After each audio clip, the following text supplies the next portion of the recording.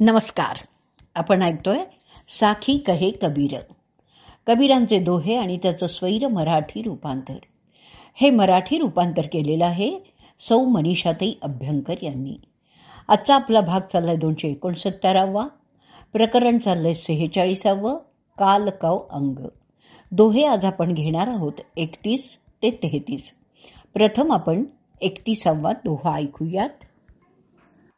जिनि हम जाए ते मुए हम भी चालन हार, जे हमको आ गए मिले तिन भी बंध्या भार.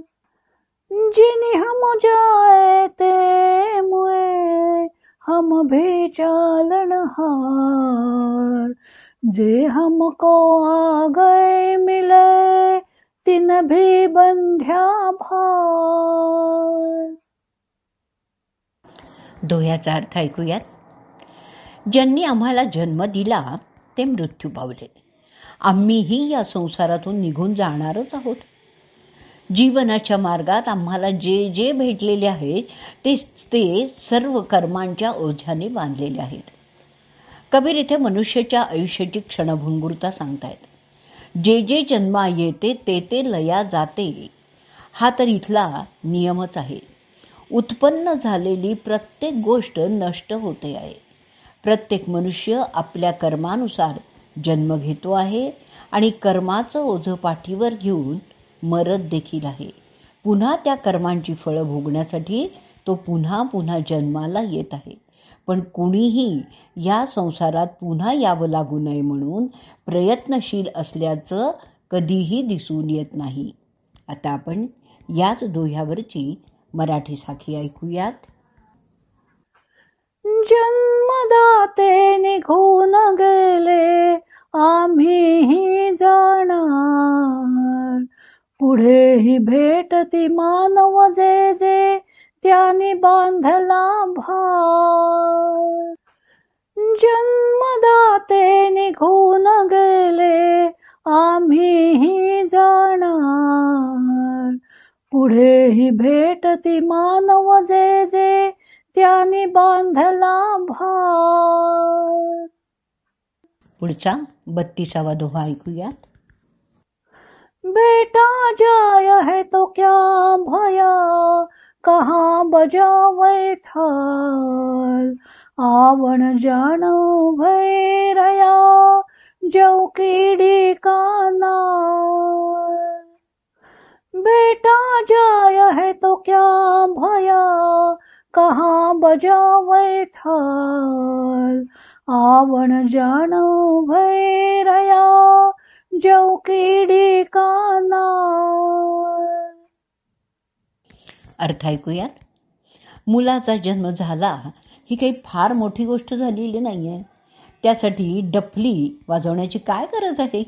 या जगात जगण्यापाठोपाठ मरण लागलेलं आहे. ही गोष्ट गटारातल्या किड्यासारखी आहे. गटारीतला किडा गटारात जन्माला येतो, त्यातच आनंद मानतो. थोडे दिवस तिथेच वळवळतो आणि नंतर तोही मरून जातो. मनुष्य मुलाचा जन्म झाला म्हणून आनंदाने नसतो, पण त्याच्या हे लक्षात येत नाही की जन्माला आलेली प्रत्येक गोष्ट ही नष्ट होणार आहे. जन्मासोबतच काळ, मृत्यू आपल्या मागे लागलेला असतो. आता आपण ह्याच दोह्यावरची मराठी साखी ऐकूयात. अपत्य जन्म होता कशासे, वाजविसी तू नगारा, जन्मासंगे मृत्यू येतसे तू नाल्यातील किडा. अपत्य जन्म होता कशासे, वाजविसी तू नगारा, जन्मासंगे मृत्यू येतसे तू नाल्यातील किडा. पुढचा दोहा ऐकूयात 33वा. माली आवथ देख करी, कलिया करे पुकारी, फूले फूले चुनी लिए काल्हि हमारी बारी. माली आवथ देख करी, कलिया करे पुकारी, फूले फूले चुनी लिए, काल्हि हमारी बारी. दोह्याचा अर्थ ऐकूयात. माळी आलेला पाहून कळ्या दुःख करायला लागतात. कारण काय हो? कारण ज्या कळ्यांची फुलं झाली होती ती माळ्यांनी तोडून नेली. आता त्यांना वाटू लागलं आहे की आमची उद्या फुलण्याची वेळ येईल तेव्हा माळी आपल्याला तोडून नेईल. इथे माळी म्हणजे काळ. काही प्राण्यांना आज ग्रासतो तर काहींना उद्या तो ग्रासत असतो. इथे क्षणभंगुरतेसाठी कबीर कळ्यांचं उदाहरण देतात. फुलांचं आयुष्य ते किती असतं हो? अहो जेमतेम एका दिवसाचं. माळी येऊन रोज उमललेली फुलं काढून घेतो. आज जी कळी असते ना ती उद्या उमलायची वेळ असते आणि त्याचबरोबर आत्मार्पण करण्याची पण वेळ आलेली असते. कळ्यांना निदान माहिती तरी असतं की उद्या सकाळी आपला नंबर आहे.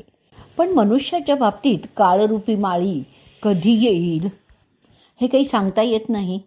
तर आता आपण ह्याच दोह्यावरची मराठी साखी ऐकूयात आणि ह्याच साखीबरोबर आजचा भाग आपण इथे संपवूयात. माळी पाहून कळी रडतसे, काळ जणू हा आला. उद्याच तोडून घेऊन जाईल जेव्हा फुलण्याची वेळा. माळी पाहून कळी रडतसे, काळ जणू हा आला. उद्याच तोडून घेऊन जाईल जेव्हा फुलण्याची वेळा.